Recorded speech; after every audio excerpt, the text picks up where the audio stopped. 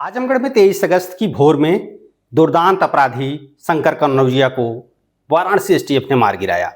शंकर कन्नौजिया के मारे जाने से जहां पूर्वांचल के लोगों ने राहत की सांस ली है, वहीं पुलिस भी इसे बड़े सफलता के रूप में देख रही है। दरअसल शंकर कन्नौजिया दुर्दांत कैसे बना, ये पूरी कहानी बताएंगे, लेकिन सबसे पहले जान लेते हैं कि आखिर वो इतना चर्चित कैसे हुआ। साल 1991 में मऊ जनपद के एक विद्यालय में जब वो पढ़ाई कर रहा था, उसी समय बच्चों से मारपीट में उसका नाम आया। थोड़े दिन के बाद साल 1994 में उसने इलाके के ही 2 बड़े लोगों को बम से मार दिया। हालांकि उनकी मौत नहीं हुई, वो लोग घायल हुए। पुलिस थाने में भी कोई तहरीर नहीं दी गई। साल 1999 में शंकर पर पहला मुकदमा दर्ज किया गया। उसके बाद वो दुर्दांत होता चला गया। उसकी पहचान धड़ से सर अलग करने की हो गई। जानते हैं शंकर कन्नौजिया की पूरी कहानी। आजमगढ़ में मारे गए शंकर कन्नौजिया के मौत की मजिस्ट्रियल जांच शुरू हो गई है। 23 अगस्त को वाराणसी एसटीएफ ने उसे जहानागंज इलाके में एनकाउंटर में मार गिराया।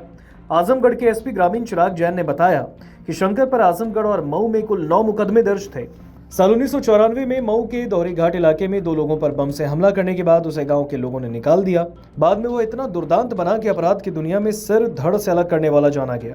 शंकर कन्नौजिया साल 2011 में दोहरी घाट में लूट के बाद विंध्याचल पांडे की हत्या के बाद से फरार था।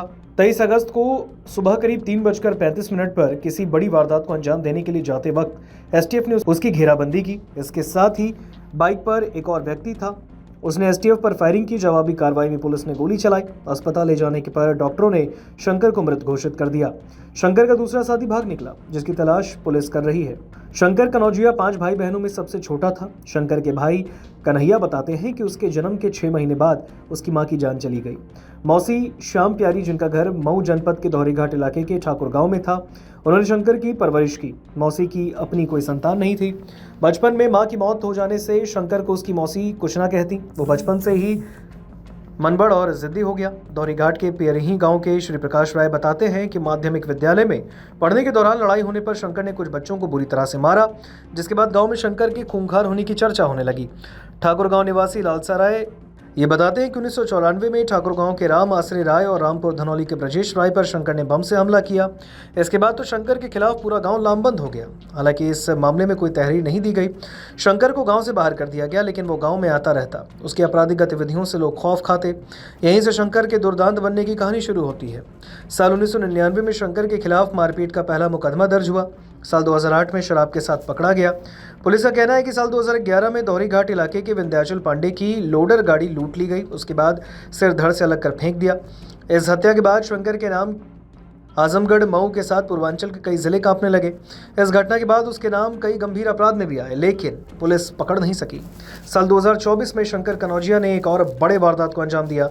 महाराजगंज निवासी शैलेंद्र सिंह का अपहरण कर उनकी गाड़ी को लूटा, सिर धड़ से अलग किया, गड्ढे में लाश दबाकर नमक से ढक दिया ताकि लाश गल जाए, पहचान ना हो सके। कई दिन बाद पुलिस ने खुदाई कर लाश निकलवाई। कपड़ों से शैलेंद्र सिंह की पहचान हो सकी। पुलिस बताती है कि इस वारदात में शंकर के साथ राम छवि और छांगुर नाम के 2 अपराधी शामिल थे। दोनों ही जेल में हैं। इस हत्याकांड के बाद से पुलिस को शंकर कन्नौजिया की तलाश थी। शंकर पर आजमगढ़ जिले में 3 और मऊ जिले में 6 मुकदमे दर्ज थे। शंकर कन्नौजिया के भाई कन्हैया कहते हैं कि पुलिस लंबे वक्त से शंकर को तलाश कर रही थी। हम शंकर की वजह से कभी चैन से नहीं रह सके। हम बर्बाद हो गए, बच्चों को पढ़ा भी नहीं सके। उसका घर से कोई वास्ता नहीं था। वो हमेशा अपराध करता और पुलिस से बचकर भाग जाता। आज सुबह लगभग 4 बजे थाना जहानागंज के अंतर्गत कंट्रोल रूम के माध्यम से ये सूचना प्राप्त हुई थी कि एक बदमाशिया है, शंकर कन्नौजिया पुत्र लालचंद कन्नौजिया, हाजीपुर थाना रोना पार का रहने वाला है। एसटीएफ की यूनिट द्वारा पुलिस मुठभेड़ में वो जख्मी हो गया है और जब उसको अस्पताल ले जाया गया तो डॉक्टरों द्वारा उसको मृत घोषित कर दिया गया है। ये इनामिया लगभग 1 लाख रुपए का इनामिया ये था और इसके ऊपर पूर्व से 8 से 9 मुकदमे दर्ज थे। 2011 में इसने एक लूट के दौरान हत्या कारित करके सिर को अलग कर दिया था, ऐसी घटना कारित की थी। और 2024 में थाना जीयनपुर के अंतर्गत भी एक लोडर को लूटने के उद्देश्य से उसके चालक का सिर काट के अलग कर दिया था। यह लगभग 1 साल से 1 लाख रुपए के इनाम पर वांछित था। इसकी लगातार गिरफ्तारी का प्रयास किया जा रहा था। एसटीएफ को लोकेशन इसकी प्राप्त हुई थी, जिसके आधार पर उन्होंने कल आज सुबह कार्रवाई की है और इसकी आगे फील्ड यूनिट को मौके पर बुलवाया गया। फील्ड यूनिट द्वारा साक्ष्य की कार्रवाई की गई। सभी अधिकारियों द्वारा घटनास्थल का निरीक्षण किया गया। अग्रिम विधिक कार्रवाई इसमें प्रचलित है। परिजनों को भी सूचित कर दिया गया है। ये मुठभेड़ के दौरान ये सूचना प्राप्त हुई थी कि एक अपने साथी के साथ मोटरसाइकिल पर जा रहा था और उसी में उनको लोकेशन प्राप्त हुई। उन्होंने घेराबंदी किया, जिस पर अपराधी द्वारा फायर खोल दी गई। आत्मरक्षार्थ में पुलिस द्वारा फायरिंग की गई एसटीएफ वाराणसी यूनिट द्वारा, और उसमें एक व्यक्ति फरार हो गया और शंकर कनौजिया को गोली लगी थी, जिसमें ये घायल हो गया था। हॉस्पिटल में इसको भर्ती कराया गया था और वहां पे इसको मृत घोषित कर दिया गया था। उसकी तलाशी की जा रही है। उसकी गिरफ्तारी के लिए टीमें गठित कर दी गई हैं।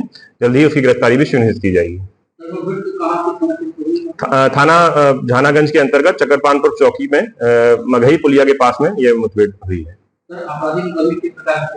इसके ऊपर लूट, हत्या जैसे पुराने मुकदमे लगभग 9 मुकदमे इसके ऊपर दर्ज हैं। 1999 से इसके ऊपर मुकदमे दर्ज हैं।